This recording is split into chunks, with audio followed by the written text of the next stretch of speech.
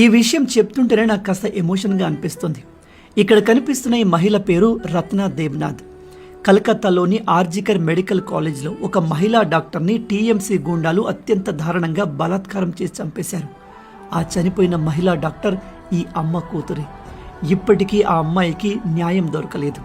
Mamata Banerjee dirty politics చేసింది.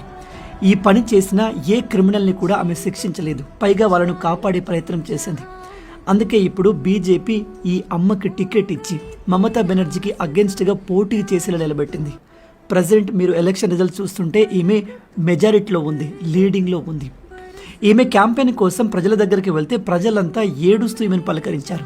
కానీ ఈమె మాత్రం ఎక్కడ ఏడవలేదు. అలా ఎందుకు తెలుసా?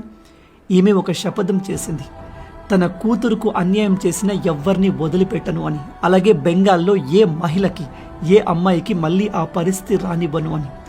అలాగే ఈమె తన జుట్టును చూడండి, మమతా బెనర్జీని ఓడించే వరకు తన జుట్టులో దువ్వెన పెట్టను, జుట్టును అలంకరించను అని శపథం తీసుకుంది.